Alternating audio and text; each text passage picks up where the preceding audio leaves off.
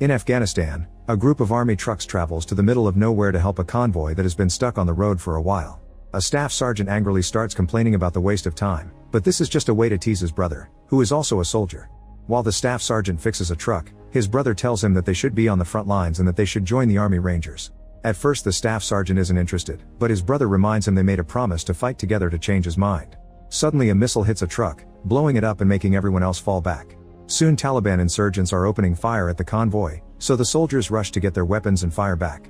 Trucks keep blowing up and the staff sergeant runs to try to take cover, but an explosion knocks him out. When he wakes up, he painfully removes a piece of metal from his leg. Then he looks around and discovers he's the only soldier who survived the attack. He crawls to his brother's side and has a breakdown at the sight of his dead body. 2 years later, the staff sergeant wakes up on a bus after dreaming about the incident again. He wears a brace on his wounded leg and has to take antidepressants. The bus drops him off at the Ranger training base in Colorado, where he joins the assessment selection program. In the welcome hall, they must hand over anything personal and put their names, papers, and ranks inside a bag. Every recruit is assigned a number and the staff sergeant gets 81. Because of his record he could be assigned team leader, but he turns it down. Afterward First Sergeant Torres gives them a speech about what to expect. Training will last 8 weeks and it'll be extremely difficult to test their emotional, physical, and mental strength. If they make it to the final stage, they'll undertake a 24-hour simulated mission known as Death March, which is completed by crossing the finish line. That's the only way to be eligible to be a ranger. The training begins with the classic courses that test how fit and fast they are, although many rangers throw water at them to simulate rain. It's basic army exercises, but at the end of it, several soldiers are still kicked out for failing it. The second round is more exercise. This time it includes working out at night in the rain and staying underwater for long periods of time. As days pass, more and more recruits are kicked out. After 4 weeks, training continues in the woods. The other soldiers chat and get to know each other, but 81 runs alone ahead of everyone. By the time the others arrive, he's already going back. The recruits tease him for it, but he ignores them. During meals, 81 sits alone as well. The next exercises include climbing a rope over a river in hand-to-hand combat, so 81 keeps proving that he's better than everyone else. One afternoon, Torres asks the recruits if they have experience on the field, and only a few of them do. When it's 81's turn to share, the mood turns awkward because most of the recruits know what happened to his convoy. After a day of shooting practice, the team goes to have dinner and those who know about 81 tell the story to those who don't. It turns out 81 carried his brother 10 miles back to the base and got a silver star for it. When they try to ask 81 about it, the recruits are scolded for gossiping and punished with more exercise. On the news, reporters talk about NASA detecting an asteroid that will pass near Earth soon. As days pass, the exercises get harder and more recruits are kicked out. 81 always waits until everyone is asleep to take his medicine, but one night 7 sees him.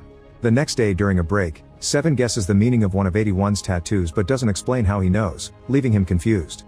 The next few training sessions include simulations of rescue missions and combat. The explosions may be fake, but they also bring back 81's nightmares about the incident. For the next underwater exercise, 81 forces himself to keep moving by remembering his brother and his failure to rescue him, not wanting to be that slow ever again. This causes him to stay underwater for too long and he almost drowns, so the other soldiers have to pull him out and give him CPR. Later 81 is waiting outside his superior's office and watches the news, which announces that the asteroid is splitting apart. Experts believe this may be a cluster of smaller interstellar bodies after all.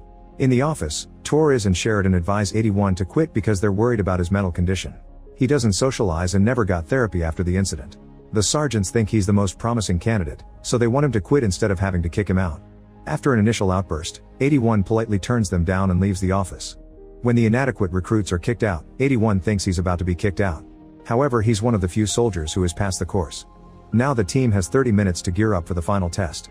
The team celebrates their victory, but 81 stays stoic. In the hangar, Torres shows them a map of the terrain and goes over the deathmatch details. A classified aircraft was shot down behind enemy lines, so their mission is to cross the enemy's territory and destroy the aircraft so it doesn't fall into the wrong hands. Then they must find the rebel village to rescue the pilot. To everyone's surprise, 81 is assigned to be the team leader. The recruits get on the choppers, which quickly take off. They recognize most of the area because of their training, but there's a space they can't identify. A ranger tells them it's a private quarry, and if they come across that they're way off course. Eventually the team is dropped off and they immediately hide in the woods. 81 doesn't know how to give a speech, so 7 takes over and shares some inspiring words. The group travels the whole day and only stops at night to rest. While on guard duty, 7 tries to share something personal but 81 doesn't want to hear it. Minutes later, something glowing lands nearby, causing the whole area to tremble. After the initial shock, the team theorizes that it was just artillery fire and they're being punished for resting. 81 decides it's time to keep moving. The next morning the team sees an aircraft across the stream. It's not a normal model, so they think the Rangers put extra effort into the special effects. 81 starts making a plan, but a soldier interrupts to point out that this aircraft isn't on the coordinates they were given. He also says that his compass isn't working. The others check their own compasses and discover they're malfunctioning too. 111 then informs that he doesn't have a signal on the comms either, he only picks up a weird interference. Assuming this is all part of the test, the team splits to follow the plan. After a bunch of birds fly away in fear, 81 notices something glowing in the distance. He heads toward it while 3 soldiers begin setting up explosives on the ship. When 81 finds the glowing, he's shocked to see the sunlight bouncing on the actual aircraft from the mission and immediately runs back. The explosives blow up, but they cause absolutely no damage to the strange aircraft. Suddenly it starts glowing and moving to transform into a standing machine. This robot uses a blue laser to scan the area and a red one to scan the team. Then it reveals a weapon and opens fire, so the soldiers run to take cover. Unfortunately, a few of them are shot down. Then the robot starts attacking the soldiers in hiding spots, killing even more people. When 44 is about to get shot, 81 tackles her to save her and tells everyone to escape. As the team runs through the woods, the robot keeps firing at them from the stream. It brings down trees and kills several men. Eventually the team is cornered on the edge of a cliff and the robot throws a bomb at them. It explodes in front of them and throws them down the cliff, causing them to get severely hurt as they crash into trees or rocks. A man lands on top of a branch that pierces his chest, while another one breaks his spine on a rock. When 81 lands, he remembers losing the whole convoy during the incident and the images keep getting mixed with his current injured team. To snap out of it, 81 grabs his broken fingers and realigns them. Afterward 81 covers the mouth of a screaming 109, reminding him not to give away their position. Together they remove the pierced soldier from the branch and 81 leaves 109 tending the wound before checking on 7, whose leg is wounded. Everyone is confused by what happened and realizes they need the radio that was with 111, who is currently not with them. While the recruits help each other with the bandages, 81 goes out to look for 111. After seeing several dead bodies he finally finds 111, but unfortunately he's dead and the radio has been destroyed. Nearby a soldier is crawling away and the robot follows him until it's close enough to kill him with its laser. Then 81 returns to his team, who has worked hard but failed to help the pierced soldier. The men want a moment to grieve, but 81 tells them the robot is coming and forces them to get moving. They throw ropes over the edge of the next cliff and quickly climb down. 81 waits on the bottom while 7 is slowly lowered by the last soldier. At that moment he sees his compass going crazy, which means the robot is near. Suddenly the machine appears on top of the cliff and opens fire, causing 7 to crash on the ground and killing the other guy, whose torn body falls nearby. The team sticks to the wall as much as possible while the robot scans the area. Unfortunately the laser catches one of their legs, so the 6 remaining soldiers have to start running again. 7 is being carried and screams when he sees the incoming explosive shot by the robot. The team runs as fast as possible as the explosives go off around them, causing them to fall over and over. They never give up and keep on moving until they manage to leave the forest, out of the robot's reach. On an open grassland, they finally stop to rest. The team discusses theories about what's happening while 81 tries to bandage 7's leg, but he freezes at the sight of the blood. 7 comforts him with gentle words, helping him snap out of it. Unfortunately their medicine fell during the attack, so 81 has to adjust the bone without it and 7 passes out because of the pain. Afterward 81 tells the team he saw their real target and it wasn't the robot, so they've accidentally gotten involved in something they can't control. Their best option is to reach the village. 15 thinks it's a bad idea to cross an open field and be exposed, but 81 points out that they have no other choice. After throwing out any non-essential baggage, they keep moving while carrying 7 on a stretcher. Eventually they reach a river with heavy currents, so 81 announces they're installing a zip line. He ties a rope to his back and jumps into the freezing water, only for the currents to start pushing him. 44 loses sight of him for a few seconds, but 81 never stops swimming and after lots of effort, he reaches the other side. Once 81 has secured the line, 15 starts crossing it while pulling 7 along. The stretcher gets stuck on a knot, so 15 has to go back to fix it. In the struggle, one of the stretcher's knots opens and now it's only hanging from one side. 81 and 44 decide to climb from opposite sides to keep balance and together they grab 15 to help him keep up the stretcher. Since everyone is distracted, they don't see the compass malfunctioning again. Soon the robot appears and scans the area before opening fire, causing the whole team to fall into the water. The currents push everyone except for 81, whose leg is stuck on a rope. The robot steps into the water too and gets ready to shoot 81, who quickly cuts the rope with his knife to escape just in time. Whenever the robot shoots, 81 hides underwater to be safe. Nearby 7 is floating away on the stretcher, so 81 swims toward him to catch him. The currents are still too strong though, so they throw everyone down the waterfall. 81 makes sure to swim to grab 7 again, only to pass out. Minutes later the team finds themselves on the shore. It turns out they were saved by 60, who explains he was blown into the rapids during the first robot attack. He thought everyone was dead, so he traveled until he saw the survivors coming down the waterfall.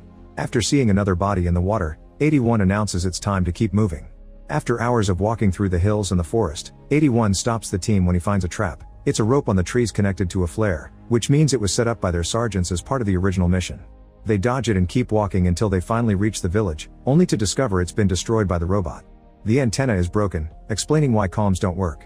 81 tracks the direction of the destruction and looks up the mountain, where he notices dark smoke. The team realizes that the robot came with a fragmented asteroid and therefore it's alien technology. At that moment they hear a voice, so they move some debris and find a sergeant, whose whole body is burned. He only gives them one last look before he dies. There's a tank nearby, so 81 wants to fix it and leave quickly. 15 says they need a minute and complains about 81's lack of feelings, causing 81 to snap. He grabs 15's by his clothes and explains that after the incident, he didn't make it back to the base. He woke up in a hospital and his brother was already in a box on a plane. Doctors told him that he passed out 100 yards from the perimeter, so his brother died because 81 couldn't last a little longer. He thinks the medal only signifies the worst day in his life. 81 understands everyone's feelings, but this isn't about them anymore. They need to return to the base to warn the world about the alien threat. At first 15 can only stare at how everyone is inspired by 81's words and rush to help. The tank still won't start, so 15 decides to finally jump in and uses his mechanic knowledge to get the tank going. The guys use a rope to pull the tank out of the debris, and the shaking opens a compartment with some food that 44 immediately shares. At that moment a flare appears in the sky and the team realizes that the robot must have stepped on the trap. Everyone rushes to get in the tank except for 15, who goes back to grab some ammo. The robot appears and opens fire at him, killing him right after he throws the ammo into the tank. 44 drives the tank through the forest while the guys use the ammo to open fire, but it seems human weapons don't cause any damage to it. The robot's attacks keep hitting the tank, so 44 forces the vehicle to go as fast as possible. When part of the tank catches on fire, the team immediately puts it out with an extinguisher, but clearly the armor can't last much longer. To the team's surprise, the robot suddenly stops following them, but that's because it's shooting more explosives. The bombs explode around the tank and throw everyone around, causing them to hit their heads on the walls. Yet 44 never stops driving. When the robot shoots several grenades, the resulting explosion is finally big enough to push the tank down the hill. It crashes into every tree in the way until it manages to leave the forest, and the team doesn't see the robot behind them anymore. Unfortunately, this is because the robot is now above them. It jumps off the cliff and lands in front of the tank to shoot a powerful laser beam. 44 manages to dodge it, however the robot starts chasing them again. The guys fire back at it with any weapon they can find, but it's still useless and 109 ends up losing an arm in the process. The robot then shoots the laser beam again and 44 tries her best to dodge it, but the tank still loses half its armor. 7 suddenly slips out and 81 grabs the stretcher's rope to keep it close, however another shot from the robot makes him lose it and 7 falls on the road. 81 then shoots at the mountain to cause a landslide that buries the robot. At that moment, the tank explodes. Another nightmare shows the brothers on the ground and 81 hearing his sibling telling him not to quit. Then 81 wakes up and searches the area. Unfortunately, everyone has been burned to death and he's the only survivor. Seeing some sparks on the rocks, 81 rushes to move them to look for the robot, but he only finds one of its arms. When he turns around, he sees the rest of the robot sending a signal to space. Afterward, 81 runs to the road and finds 7 still on the stretcher. Suddenly the robot shoots at the tank before approaching it, so 81 runs away with 7. For the next several hours, 81 keeps pulling the stretcher, refusing to abandon his teammate. He moves under heavy rain and gets stuck in the mud, where the rope breaks. He slips a few times before his watch starts beeping, indicating the 24 hours to finish the mission are over. At that moment 7 wakes up and reveals he used to be in the same team as 81's brother, who never shut up about being a ranger. 7 thinks 81 hasn't failed because he's never given up. Their chat is interrupted by the robot's scan, and 81 notices there's smoke coming out of it, which means it's venting. He also sees the quarry nearby, which gives him an idea. After hiding 7, 81 rushes to the private quarry where he finds dynamite, a flare gun, and a remote that controls the rock carrier. The robot soon enters the forest and almost finds 7. However, 81 shoots the flare and the robot goes to the quarry instead. As soon as it arrives at the quarry, the dynamites blow up and make the robot collapse. Then 81 comes out in a bulldozer and pushes the robot to trap it against the wall. As the robot tries to fight back, 81 activates the carrier so rocks start falling on top of it. The robot soon activates its thrusters and manages to push the bulldozer to move away from the wall. It also gets the laser beam ready, however 81 speeds up and pushes it into the wall again. Although the bulldozer is starting to fail, this time it manages to hold the robot up long enough for the rocks to block its vents, causing it to overheat inside. As a last desperate attempt, the robot shoots down a tower that falls on top of the bulldozer, but thankfully 81 jumps out just in time. The overheating then causes the robot to blow up, triggering a chain of explosions thanks to the hidden dynamite. The robot collapses and finally shuts down, but its compartment accidentally opens and explosives fall out. 81 runs as fast as possible and manages to leave the quarry right before the flames activate those bombs into an even bigger explosion. The next morning, 81 carries 7 on his shoulders to the base, where he finds utter chaos and bodies everywhere. Some helicopters are also dropping alien machine parts. After the doctors take 7 away, Sheridan tells 81 that they just secured this base and they lost half the battalion. The alien robots were everywhere and humanity managed to neutralize the first wave, but they're now getting ready for a global invasion. On the news, footage from all over the world shows asteroid fragments landing in different countries to release the robots. Political leaders are gathering to make a plan and allied forces of all kinds are teaming up. 81 tells Sheridan about the robot's ventilation system being the weak spot and the information is immediately sent to every country. Sheridan says this intel will save lives and officially welcomes 81 as a ranger. Afterward, 81 gives a speech for the ranger team before they all leave together in the helicopters, ready to fight. When he falls asleep, he dreams about a bonding moment with his brother instead of the usual nightmares. Make sure to subscribe and turn on notifications so you can watch more videos like this. Thanks for watching.